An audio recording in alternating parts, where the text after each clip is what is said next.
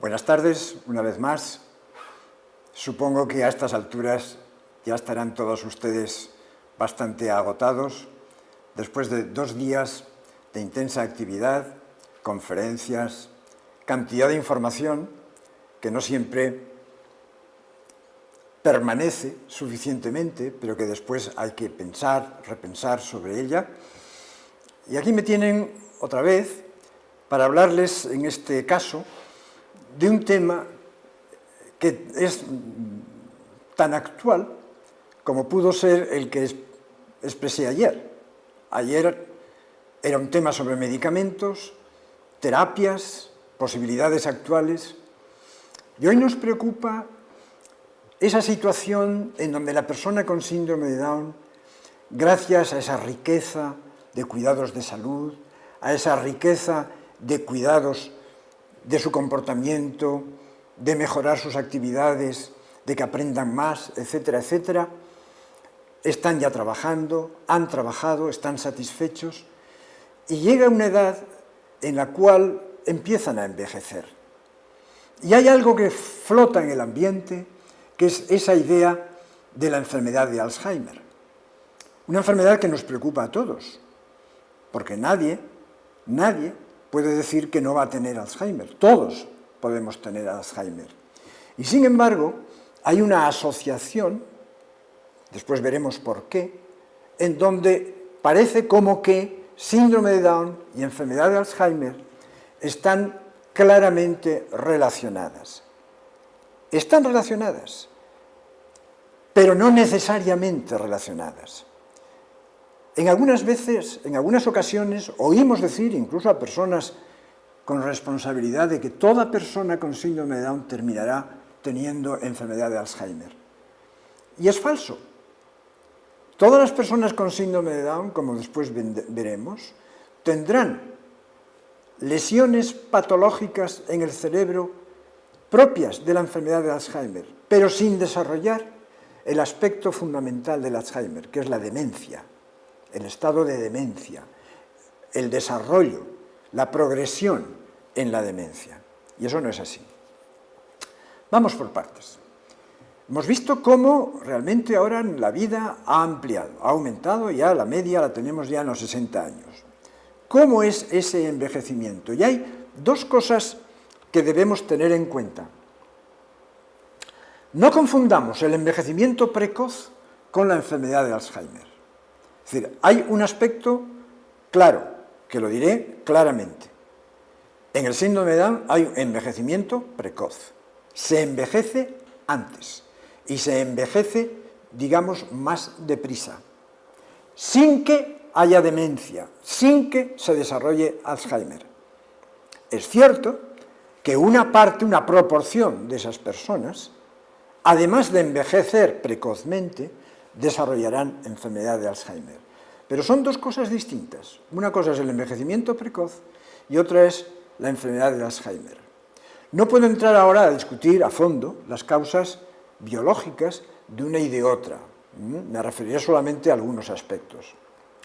Por consiguiente, si hay un envejecimiento precoz, tenemos que disponer de medios para realizar el seguimiento de los posibles cambios neuropsicológicos ya a partir de los 35 años. Fíjense la cifra.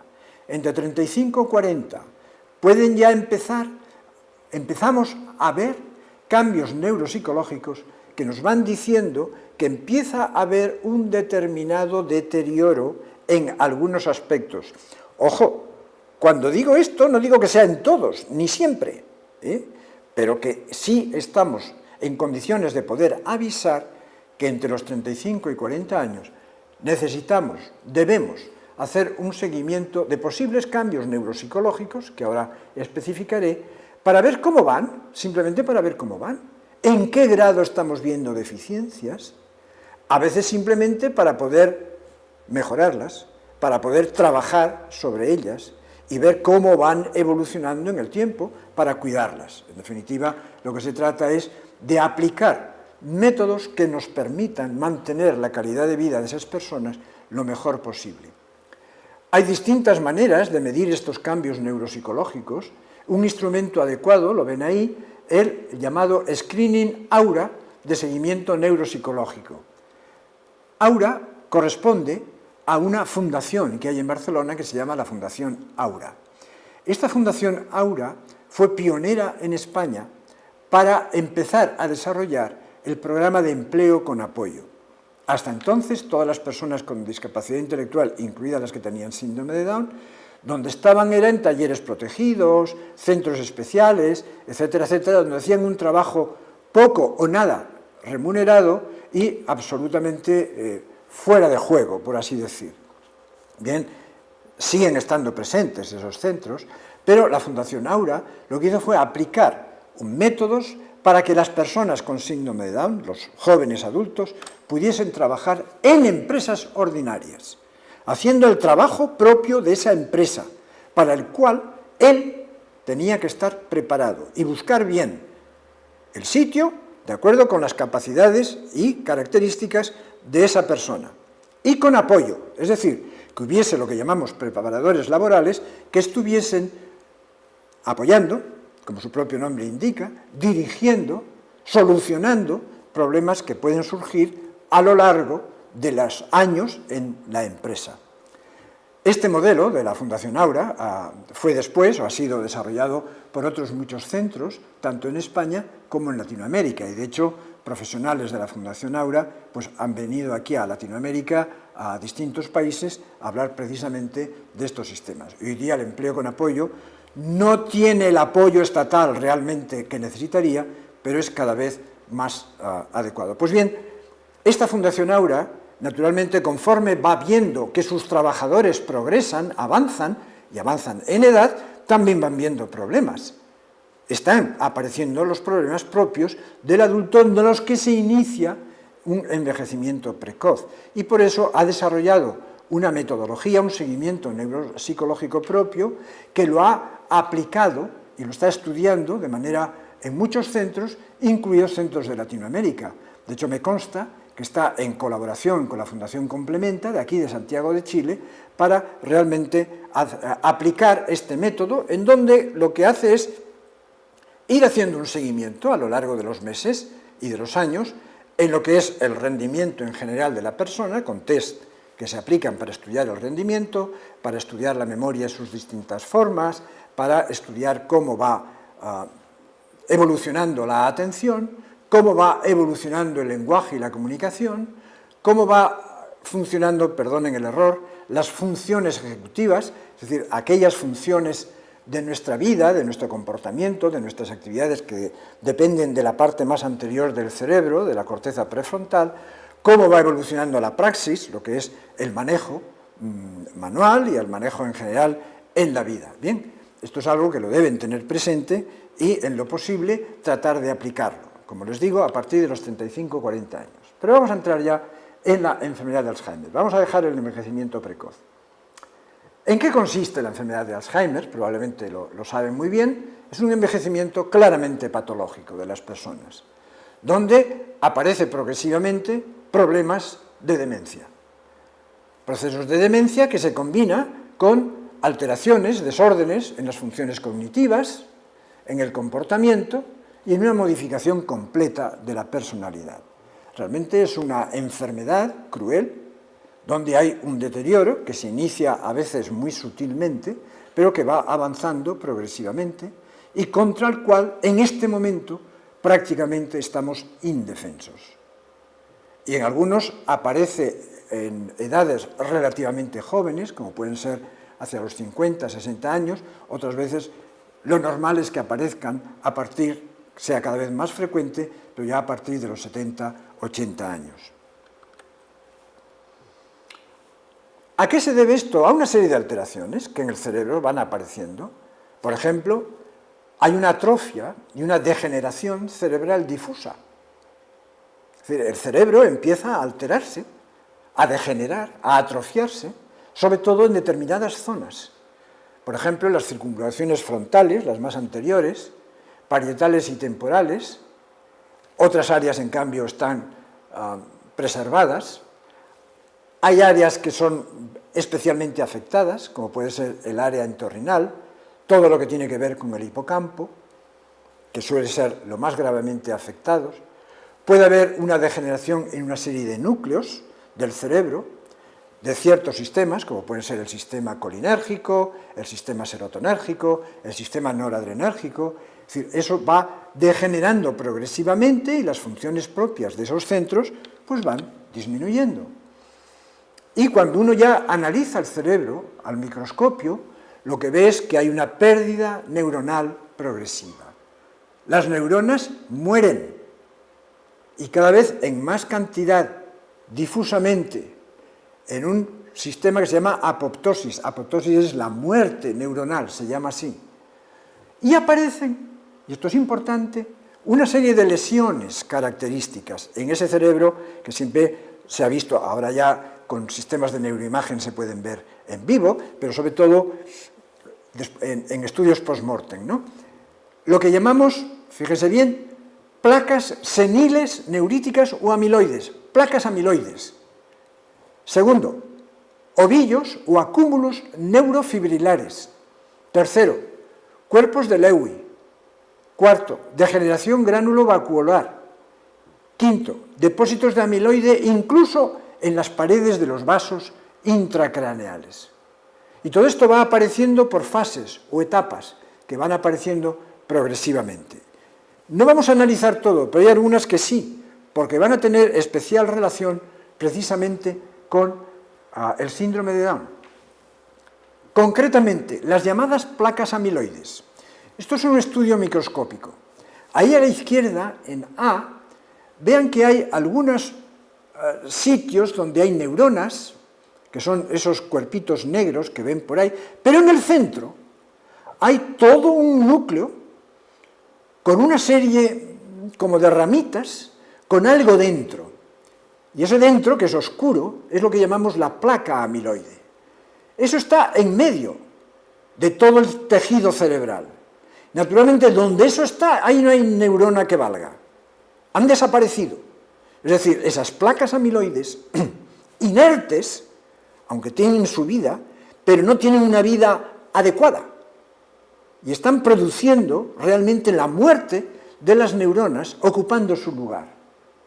Y aquí tienen a la derecha todo un conjunto de placas amiloides. 1, 2, 3, 4, 5, 6, 7, 8. Fíjese qué riqueza de placas amiloides se han producido. Y después en el centro, vean que hay una neurona, que parece una pirámide, ¿la ven? Lo señala la flecha, que es lo que se llama el acúmulo neurofibrilar. Es una neurona, pero es una neurona muerta, que dentro de ella tiene una serie de filamentos que la entorpecen, que la anulan, no le hacen funcionar.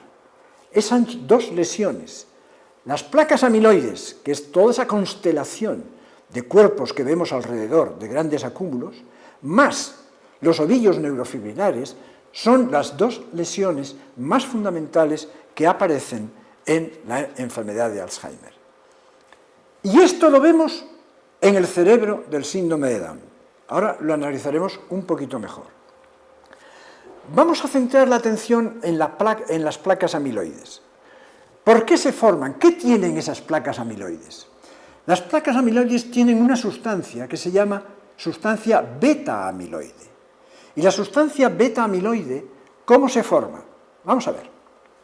Fíjense en esa especie de gusanito que ven, no el primero que está roto, el segundo que también está roto, el tercero. Perdonen que lo diga así porque lo que no puedo es, la cámara no grabaría el haz de láser. Entonces, en ese tercero lo que vemos es una proteína, eso es una proteína que se llama proteína preamiloide, que está puesta en toda esa franja, ¿ven esa franja que va de izquierda a derecha? Esa franja es la membrana de una neurona, es decir, la estructura que rodea a la neurona y la individualiza. Esa membrana es riquísima, tiene cantidad de cosas y es esencial para que la neurona tenga su vida propia. Pues bien, la proteína preamiloide la atraviesa de arriba abajo. Una vez que está ahí, tiren para la izquierda y verán acción de la alfa secretasa y la gamma secretasa. Son enzimas que rompen a la proteína. ¿Ven cómo la tienen rota? Primero un primer corte y después varios cortes. Esos cortes son normales. Es decir, esa proteína es normal, la tenemos todos. Y cuando se corta, tal como ven, hacia la izquierda, funciona la neurona. Son elementos necesarios para la neurona.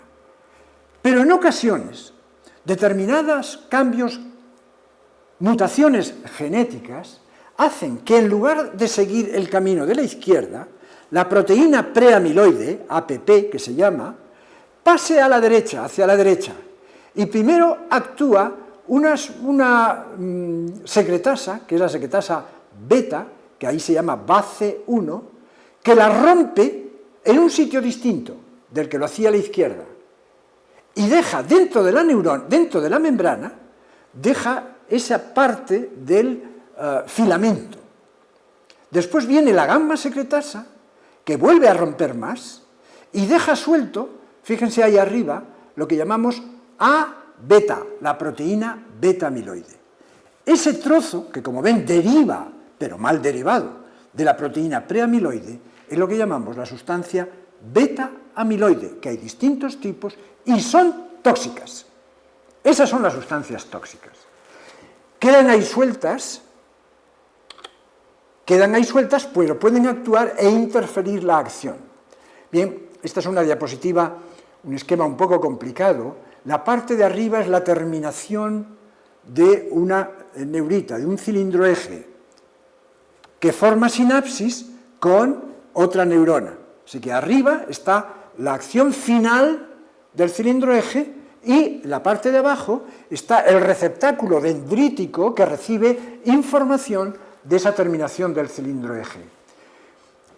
Si apuran la vista, verán que alfa-beta, esos pequeños cilindros alfa-beta, a partir de la APP que ven arriba, se han formado alfa-beta, los ven ahí acumulados en la parte superior. Salen al exterior, A-beta, y difunden y actúan en distintos sitios, pero su acción es alterar, transformar, perjudicar. En definitiva, esos alfa-beta lo que están es lesionando y además, fíjense a la derecha, tienden a unirse, tienden a acumularse, se atraen unos a otros y entonces se forma la placa. Es una placa insoluble que mata. Así que alfa-beta por sí misma altera las funciones de transmisión neuronal, pero además acumulado se hace todavía más tóxico y termina sustituyendo a las neuronas. Pues bien, esta proteína preamiloide, la normal, la buena, a partir de la cual después se pueden derivar, depende de un gen, y ese gen se encuentra en el cromosoma 21. De forma que en el síndrome de Down, al estar en el cromosoma 21 y estar el cromosoma 21 triplemente representado, ese gen está triplemente representado. Es decir, hay más producción de proteína preamiloide. Y al haber más producción de proteína preamiloide, con otras condiciones propias del cerebro con síndrome de Down, al haber más precursor, habrá más cantidad de sus sustratos de los cuales derivan, que es proteína beta-amiloide. Es decir, que dado que hay más proteína preamiloide, a la larga hay también más proteína beta-amiloide. La primera es normal, la segunda es tóxica. Y al final tenemos más cantidad de productos tóxicos. Con lo cual, aparecen prematuramente, precozmente en el cerebro con síndrome de Down, van apareciendo los acúmulos, estos acúmulos o estas placas amiloides. Las cuales placas amiloides, beta-amiloide, va a ser capaz también de promover la producción de otra proteína tóxica, que se llama la proteína tau. Y la proteína tau es la que después, dentro de las neuronas, van a provocar los ovillos neurofibrilares. De manera que a partir de esa hiperproducción de proteína beta-amiloide, va a haber toda una cascada de efectos que van a terminar produciendo más placas amiloides, más ovillos neurofibrilares. Ahí tienen a la izquierda, por ejemplo, también otra imagen de sustancia beta-amiloide, que se encuentra difusamente en el cerebro, y abajo a la izquierda, esa especie de círculo, es un vaso sanguíneo. Y vean cómo la pared también está ennegrecida, o está con color marrón. Ese color marrón precisamente indica la presencia de sustancia beta-amiloide. Y a la derecha vean cantidad de neuronas, de forma más o menos piramidal, que están llenas de proteína tau. Son neuronas inertes, son neuronas realmente incapaces de funcionar. Bien, esta es la cascada, no quiero insistir más en ello, pero está bien claro cómo se ha formado. Aquí tienen la corteza cerebral, y vea cómo cada puntito rojo, si realmente llegan a poderlo ver, ven cómo se da en determinadas zonas del cerebro, hay más riqueza de puntitos que teóricamente serían rojos, y vean cómo, por ejemplo, en el lóbulo temporal hay mucho, en la parte de la izquierda, que es la parte frontal, también en áreas de asociación parietales. Esos puntitos son placas, sitios en donde van apareciendo las placas amiloides y los ovillos neurofibrilares a lo largo de la vida del cerebro, es lo que va produciendo al final la atrofia definitiva. Por tanto, en la enfermedad de Alzheimer y síndrome de Down existen razones por las cuales puede haber una mayor aparición de enfermedad de Alzheimer, precisamente porque el sustrato biológico es mayor. ¿Con qué frecuencia? Ahí es variable. Tenemos que distinguir como dos tipos de síndrome de Down. Aquellos que ya son en este momento ancianos y que no han vivido toda la riqueza educativa, comportamental, terapias, desde el nacimiento, que sin duda han enriquecido esa vida y han hecho que el cerebro sea más funcionante. Entonces hay dos grupos, unos que no han recibido y otros que han recibido. Dado que la actividad cerebral ciertamente contrarresta, reduce la acción mala de las proteínas beta-amiloides que hemos dicho y de la propia proteína tau, es posible que estos dos tipos de población los veamos síndrome de Down, los veamos en este momento claramente definidos. Unos que ya son mayores y que ciertamente, digamos que con mayor frecuencia van a desarrollar enfermedad de Alzheimer, y otros que se han beneficiado de todos los sistemas de terapias desde la niñez y que quizá vayan desarrollando su envejecimiento y su tendencia al Alzheimer de una manera más lenta, más progresiva, menos frecuente. Eso hace que desde el punto de vista de las estadísticas pueda haber variables. No lo tomen al pie de la letra, pero por ejemplo, la prevalencia, tienen edad en años, hasta 49, y después ven cada 5 años, en la población general, qué porcentaje de prevalencias, de apariciones de enfermedad de Alzheimer aparece, como a partir de los 70 a 74 años ya es más del 45%, y vean en la población con síndrome de Down cómo las cifras se van anticipando. Es decir, que ya entre 60 y 64 años puede aparecer hasta la mitad de la población puede desarrollar Alzheimer. Bien, esto quizá ahora todavía no se da tanto y podríamos decir que la tasa media de prevalencia está alrededor, como media, de personas con síndrome de Down, aparece el Alzheimer en un 25%. También depende mucho de qué instrumentos diagnósticos utilicemos. Y en lo que sí parece haber un consenso es que, fíjese lo que dice al final, la media de edad a la que se inicia en la población con síndrome de Down la enfermedad de Alzheimer es considerablemente más baja, unos 20-25 años antes que en la población general. Es decir, cifras que en la población general vemos a los 60, 70, 80, pues a lo mejor los vemos en los 40, 50, esas cifras las vemos en los 40, 50, 60 años. Es decir, que en todo caso hay un anticipo en la aparición. Y si hay un anticipo en la aparición, puede que en definitiva la frecuencia de Alzheimer en el síndrome de Down ciertamente es superior a la de la población general. ¿Por qué? Por lo que les decía, porque aparecen esas placas amiloides y esos ovillos.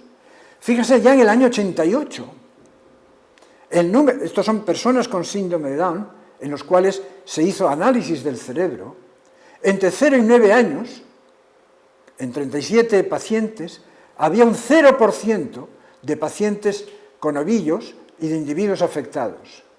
Pero fíjense que entre 40 y 49 años, ya el 98% de los cerebros se veía que tenían ovillos y placas hasta llegar al 100%. Es decir, que aparecen mucho antes y aparecen en mayor grado. ¿Desarrollarán demencia? No lo sabemos, porque dependerá dónde estén ubicadas esas placas amiloides, qué fenómenos de neurodegeneración haya, qué fenómenos inflamatorios, neuroinflamatorios se desarrollen, que eso también incide en la aparición de demencia y de afectación cerebral, y por consiguiente, en función de todo eso, así aparecerá o no aparecerá la enfermedad de Alzheimer en una determinada persona. Bien, hay procesos patológicos que se deben descartar, es decir, a la hora de saber si una persona con el síndrome de Down tiene o no enfermedad de Alzheimer o empieza a aparecer enfermedad de Alzheimer, piensen que hay una serie de comorbilidades, es decir, una serie de enfermedades que aparecen conjuntamente con el síndrome de Down, que pueden dar síntomas parecidos, pero que no es Alzheimer, y de hecho son tratables. Por ejemplo, la depresión y otros problemas psicológicos. La depresión es frecuente en personas con síndrome de Down, y lo es más a partir de los 30 y tantos años, si no hemos sido capaces de darles recursos para vencer posibles fenómenos de depresión, como es la capacidad de comunicación, la capacidad de tener amigos. Sus padres envejecen, mueren, sus hermanos han salido de casa, ellos ven que realizan funciones que no son como las de sus hermanos, pueden entrar en fenómenos de depresión. Lo que necesitan es estar comunicados, lo que necesitan es tener amigos, lo que necesitan es tener actividad, actividad laboral, actividad lúdica. Entonces no habrá depresión, pero la depresión puede ser más frecuente y la depresión es tratable. Por tanto, una persona con síndrome de Down puede desarrollar depresión y la trato, pero si le ponen la plaquita de enfermedad de Alzheimer y yo sé que casi no hay tratamiento, ya no lo trato como si fuese depresión, la descuido. Entonces, algo que podía ser tratable y mejorable, al no incidir sobre ella, al no tratar, pues puede desarrollar más depresión creyendo que es Alzheimer y no lo es. Hay apneas del sueño, y las apneas del sueño en el adulto con síndrome de Down son frecuentes. Siempre nos hemos fijado en los niños, en los adultos las apneas del sueño son frecuentes.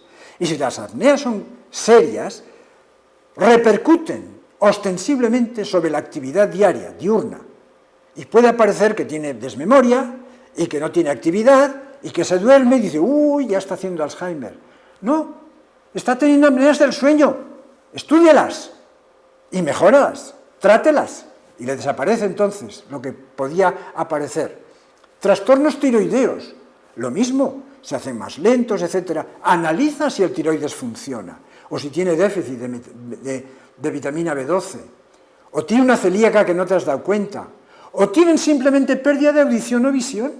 Y yo recuerdo el caso de una persona que se le diagnosticó Alzheimer, y lo único que pasaba es que había dejado de oír. Y como había dejado de oír, y también tenía cataratas, parecía que estaba demenciado. No, analicen, porque simplemente quiten las cataratas, póngale audífonos y se acabó. Desapareció el Alzheimer, ¿se dan cuenta? Entonces hay que hacer un análisis de todas esas comorbilidades. Cardiopatías, trastornos convulsivos que a veces tienen, etc. O sea que hay toda una serie de procesos patológicos que previamente al diagnóstico de Alzheimer ustedes tendrán que descartar. Dada la enorme influencia de la depresión, aquí hay toda una serie de aspectos, síntomas propios de depresión como de demencia, depresión psicológica, síntomas que solo son de demencia, síntomas que solo son de depresión, es decir, los expertos, los médicos, los neurólogos, los psicólogos, tienen que conocer esto. Y antes de llegar al diagnóstico de Alzheimer tienen mucho que ver, mucho que descartar, mucho que aprender y que saber.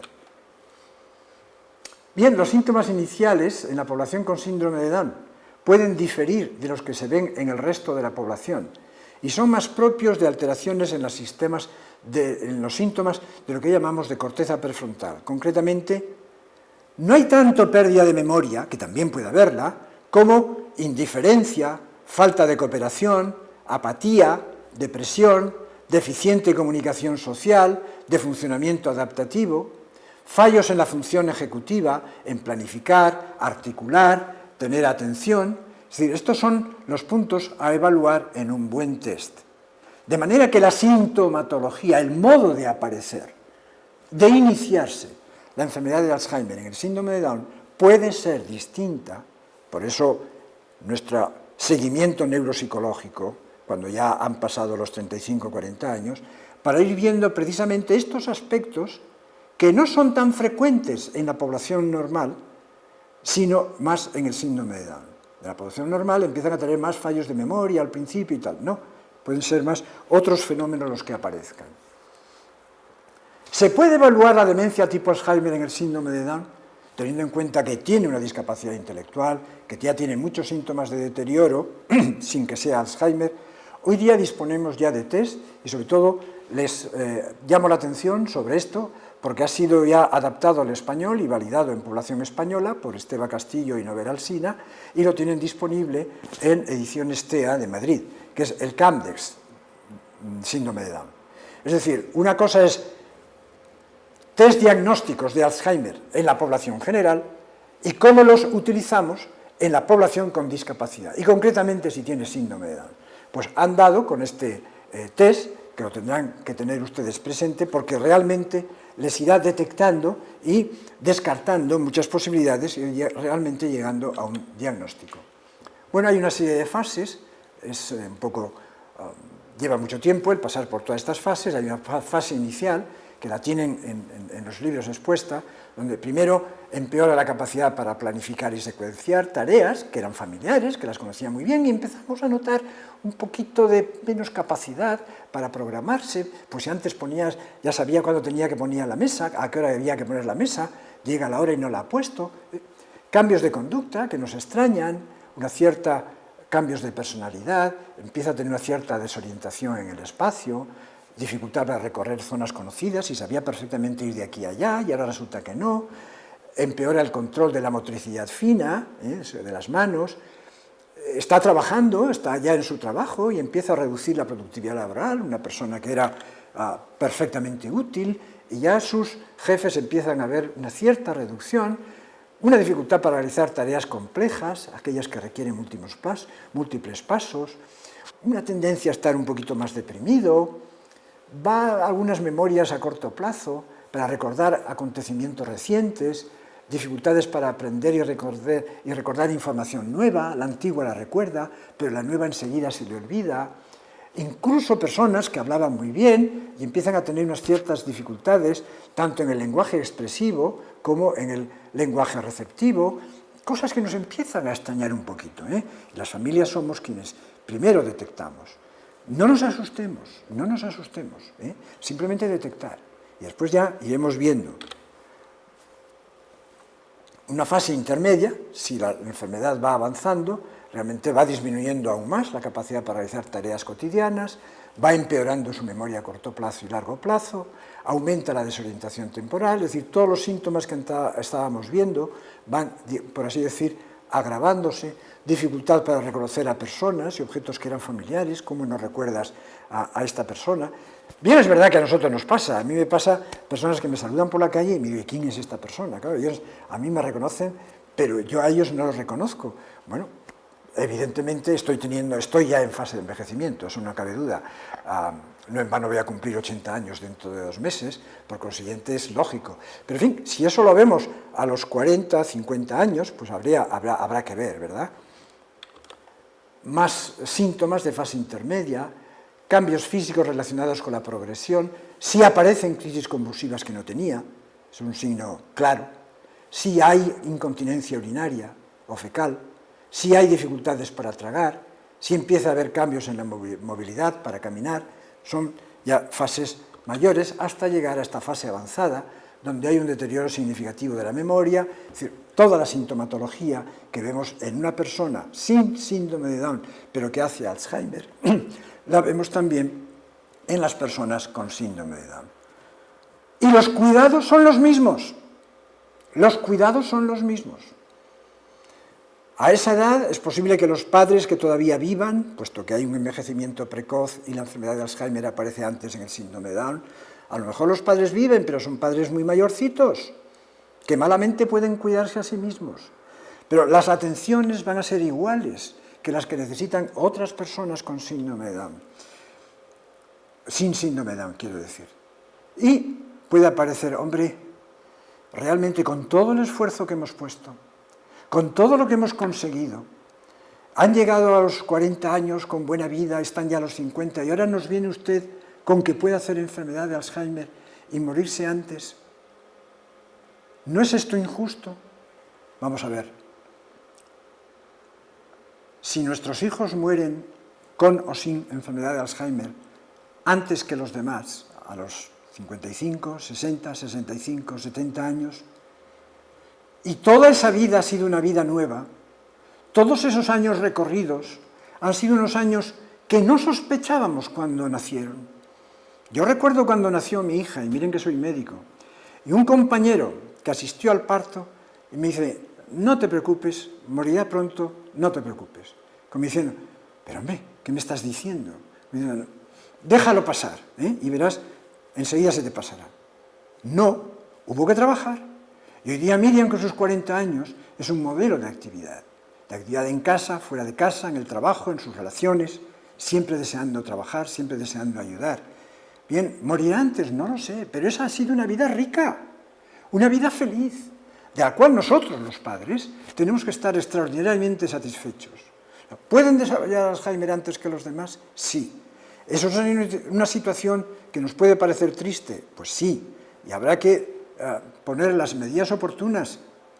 Pero por favor no sufran, porque han hecho lo que han tenido que hacer, porque han conseguido lo que tenían que conseguir, que es que la vida de esas personas sea auténticamente una vida enriquecida, útil, propia de un ciudadano. Bien, por no ser totalmente negativo, el esfuerzo que todo el mundo está haciendo por conseguir fármacos que puedan realmente frenar la enfermedad de Alzheimer, el esfuerzo mundial es extraordinario. No porque les interese el síndrome de Down, sino porque la enfermedad de Alzheimer interesa a toda la población. Porque como toda la población cada vez va siendo más anciana, también las probabilidades de desarrollar Alzheimer son mayores. Por consiguiente, el esfuerzo de las grandes empresas farmacéuticas y de los investigadores por conseguir sustancias que frenen o reduzcan el Alzheimer, el esfuerzo es enorme. Y solamente les voy a citar estos 2 trabajos que han salido este año, de los miles y miles que hay, que son unas vacunas que pueden mejorar la actividad. Esta se ha probado en modelo de ratón de síndrome de Down. Es una vacuna anti-beta-amiloide, teniendo en cuenta que la proteína beta-amiloide la hemos puesto en la punta de la pirámide, a partir de la cual venía toda la cascada que iba a desarrollar después las placas amiloides y los ovillos neurofibrilares. Si nosotros conseguimos reducir la cantidad de beta-amiloide, estaremos frenando el desarrollo de la enfermedad de Alzheimer. Y en un modelo de ratón de síndrome de Down, con esta vacuna especial, se consiguió reducir, aliviar la cantidad de placas amiloides que había en sus cerebros. Esto salió a principios de año. Claro, queda mucho por recorrer. Pero incluso en la especie humana, en un trabajo que ha salido a principios de este mes de septiembre, hay otro anticuerpo que ya tiene un nombre, aducanumab, que reduce las placas de beta-amiloide, de proteína beta-amiloide, en la enfermedad de Alzheimer. Ya no es en el síndrome de Down, sino en enfermedad de Alzheimer en general. Y vean una imagen muy significativa. Miren, estos son estudios especiales de resonancia magnética con técnicas muy complicadas, y a la izquierda ven esos 4 como una especie de elipses, ¿no? Bien, esos son placas horizontales del cerebro, en vivo, que con técnicas, mediante la inyección de determinados productos, consiguen ver determinados aspectos del cerebro en vivo. Lo que ven en cada uno de estas imágenes elípticas, en la parte de arriba de cada imagen es la parte anterior del cerebro, la parte de abajo es la parte posterior del cerebro. En 4 distintos planos a la izquierda, donde pone baseline, son cerebros de personas sin síndrome de Down, sin enfermedad de Alzheimer, y a la derecha, no, perdón, me he equivocado, a la izquierda son imágenes obtenidas en los cerebros de personas con enfermedad de Alzheimer. Lo que está en rojo son zonas particularmente ricas en beta-amiloide. Y vean cómo hay tanto en la parte anterior del cerebro como en la parte posterior. Y aquí tenemos ahora a la derecha imágenes de la misma persona, o de las mismas personas, que han sido tratadas con ese producto, a la derecha solo con placebo, es decir, sin producto. Y vean, al año de actuación, la imagen de la izquierda y de la derecha, arriba de todo, es igual, es parecida. Es decir, hemos dado placebo, hemos dado una sustancia inerte, no aparece nada. Si damos ese anticuerpo, bien a la dosis de 3 miligramos por kilo, o de 6 o por 10, vean cómo las zonas rojas van desapareciendo, van disminuyendo. Tanto más cuanto más alta sea la dosis. Es decir, están lavando, limpiando las zonas de beta-amiloide en estas personas con esta vacuna, con este producto de anticuerpo. Bueno, esto está hecho ya en la especie humana. Son estudios iniciales y como ven, abajo de todo, el estudio ha aparecido ya en septiembre de este año. Esto, naturalmente, se van a utilizar más, no solamente este producto, sino otros 2 más, de otros laboratorios, y es para que vean hasta qué punto, digamos, que estamos próximos a conseguir que pueda realmente disminuir la actividad de beta-amiloide, que es la sustancia, producto, generador de toda la cascada de reacciones que nos llevan al Alzheimer. Si esto se consigue en personas sin síndrome de Down con Alzheimer, lo mismo tiene que ocurrir en las personas con síndrome de Down, en donde por definición sus placas de beta-amiloide son la base del problema, puesto que tienen más beta-amiloide porque tienen 3 genes de la proteína preamiloide. Incluso lo que haremos será, una vez que los vemos, dárselo más pronto, anticipadamente, sabiendo, como les puse en esa diapositiva, que esas placas de beta-amiloide van a aparecer de una manera precoz. De manera que en ese sentido, yo desde el punto de vista terapéutico soy optimista. En cualquier caso, todavía no está con nosotros los productos y tenemos mucho que trabajar. Y lo que tenemos que hacer fundamentalmente, prescindiendo ya de la enfermedad de Alzheimer, es favorecer un envejecimiento activo y saludable. Desde jóvenes, con el trabajo y con otras muchas medidas.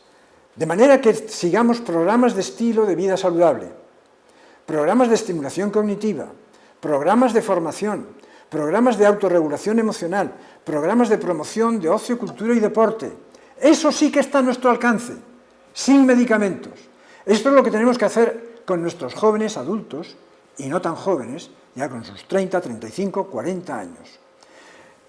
Aquella Fundación Aura de la que les hablé al principio, están viendo que, pionera en el empleo con apoyo, lo que están viendo es ya que ya hay trabajadores suyos que ya están teniendo dificultades en el trabajo. Hay que sacarlos del trabajo.